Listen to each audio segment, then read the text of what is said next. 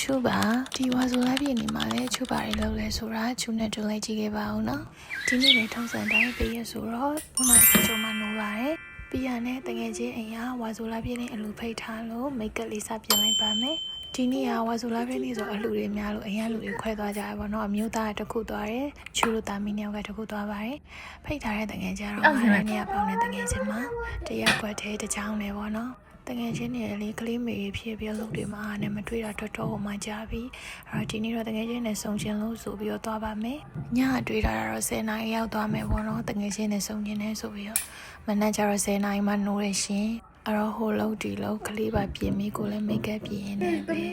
7နာရီကျော်သွားပါရဲ့ရှင်ကိုဒီလူအိမ်မရောက်သေးပါဘူး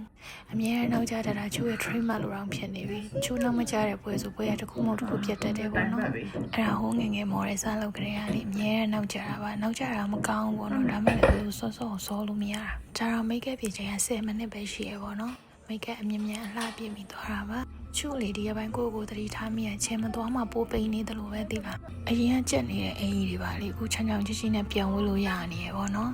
ဒီလာကုန်းကျင်းသွားမှဖြစ်တော့မယ်ကြွက်သားတွေမရှိတော့ဘူးထင်ပါတယ်အလူရင်ရောက်တော့ဓာတ်မောက်ကျွေးပါတယ်မနက်မိုးလင်းနဲ့အလူတွေသွားမယ်ဆိုပြီးဘာဟင်းမှမချက်တာတော့အခုနင်းနေစားအပီစားလိုက်တယ်ချိုးရောက်တဲ့ချိန်အရင်နောက်ကျနေတော့တငယ်ချင်းတယောက်နဲ့ပဲဆုံပါတယ်ပြန်နဲ့ကန်နီတို့ဘဘအိမ်ဘက်ကိုခဏဝင်ပြီးတော့ကန်နီကသူ့မမတွေနဲ့ဆော်ပါတယ်ခဏသာပြောရညနေ4နာရီကျော်မှပဲအိမ်ပြန်လာလိုက်ပါတယ်ကန်နီမာလီကတော့ကားပေါ်မှာအိမ်ပြောသွားပါတယ်အိမ်ပြန်ရောက်လို့ခဏနားပြီးရနဲ့ထုံးစံတိုင်းမိတ်ကပ်တွေလိမ့်လာတာဆိုတော့မိတ်ကပ်ဖြတ်ပါမယ်ချူမိတ်ကပ်လိမ့်တဲ့ဘလော့လေးနဲ့အခုလို cleansing လုပ်တဲ့ဘလော့လေးကိုတီးတန့်လေးတင်မိမယ်နော်တေချာ cleansing လုပ်ပြီးတော့မျက်နှာတစ်ပိုင်း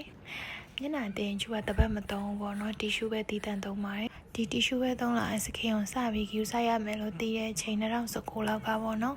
အဲ့ခရဲကစသုံးပြီးကြတဲ့ဝက်ချန်လုံးဝမထွက်တော့ဘူးဒီနေ့တော့ဒီလောက်ပဲเนาะနောက်ဗီဒီယိုတွေမှာပြန်ဆုံပါမယ် see you next video bye bye